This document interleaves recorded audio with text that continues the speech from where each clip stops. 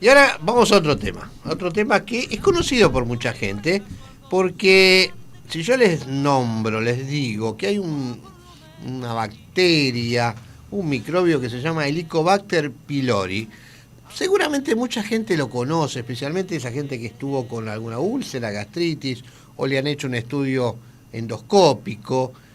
Pero resulta que, claro, todos se hacen la idea que la Helicobacter produce gastritis, etcétera, Sí, etcétera. Pero resulta que parece que hay un estudio que dice que la cosa es mucho más más complicada, riesgosa, sí. más difícil y que parecería que este bichito puede llegar a ser causante de cáncer de estómago. Sí.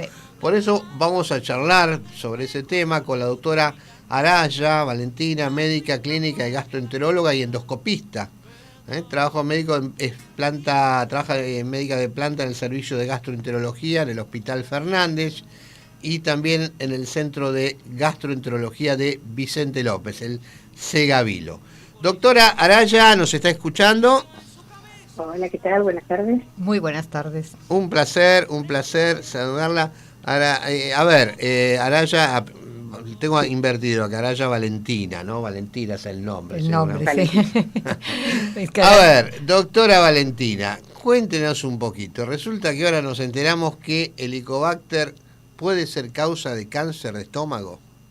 Primero aclarar que el Helicobacter, ustedes bien contaban, es una bacteria que no hace tanto tiempo que se conoce su existencia.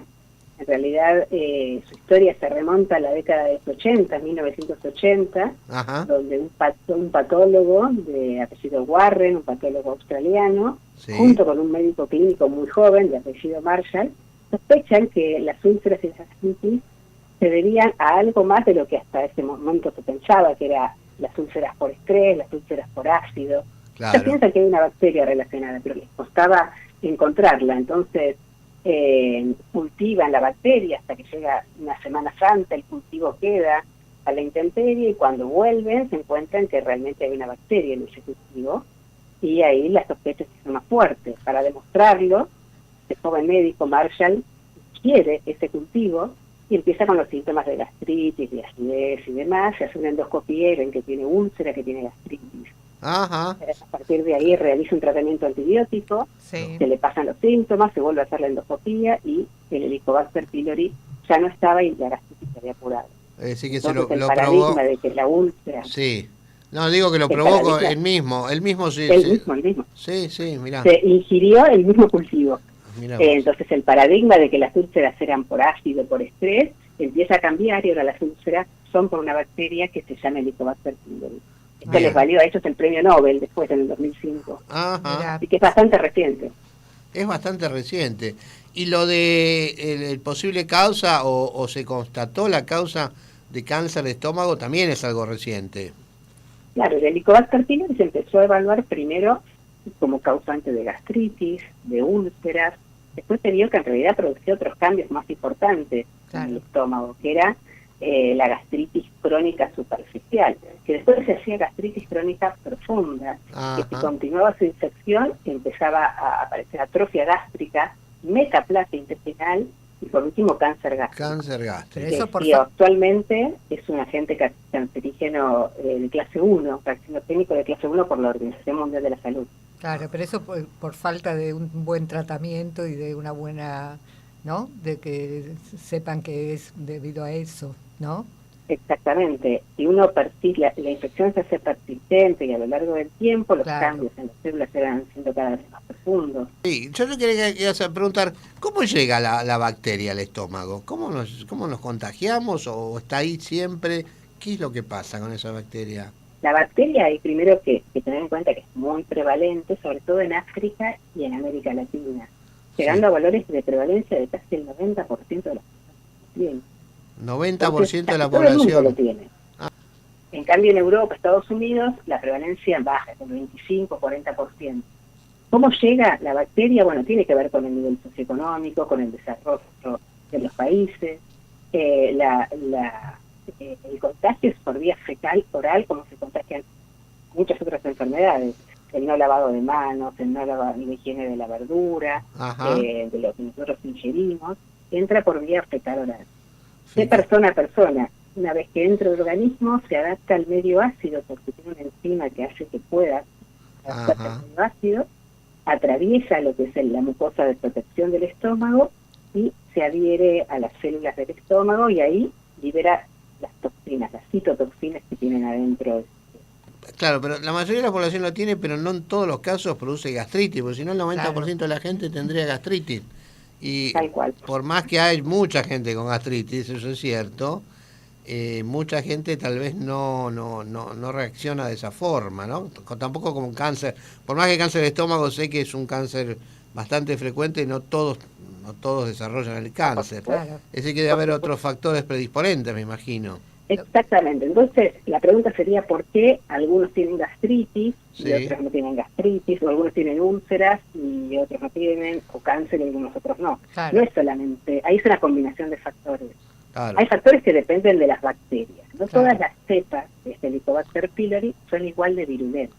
Hay algunas que bien. tienen ciertas citotoxinas que son más virulentas que otras. Bien. Después hay factores que dependen de cada persona. Hay personas que genéticamente tienen citoquinas que son más inflamatorias, tienen una inmunidad que no logra llegar a eliminar la bacteria como corresponde. Después hay otros factores ambientales como son el tabaquismo, el alcohol, que retrasan de por sí la cicatrización de la mucosa. Claro. Una pregunta, doctora. Con respecto al reflujo, nosotros, que yo soy otorrino, estamos viendo una cantidad muy aumentada con respecto a otros años anteriores. Pensábamos siempre de que es por mucho estrés que están teniendo también la gente, pero habría que también derivarlos a gastro para que hagan los estudios por si es de la bacteria. Sí, el reflujo es uno de los síntomas, aunque no es el más importante. El más importante, donde uno sospecha que puede tener el Helicobacter pylori, es el dolor o ardor en la parte superior del abdomen. Claro. La acidez precoz, la acidez. El reflujo está menos relacionado con el Helicobacter, pero desde ya que puede suceder. Claro. Claro. Claro, este es el tema. El tema es que habitualmente ahora el consejo también es hacerse controles más seguidos, endoscópicos sí, seguidos. Es decir, la pregunta sería, ¿es necesario hacer periódicamente un control endoscópico a pesar de que uno no tiene síntomas? No, la verdad que el Helicobacter y la gastritis por Helicobacter dan síntomas que son los que acabo de nombrar. Sí. La acidez, el dolor, el ardor, la acidez precoz. Uno tiene que hacerse ante la sintomatología.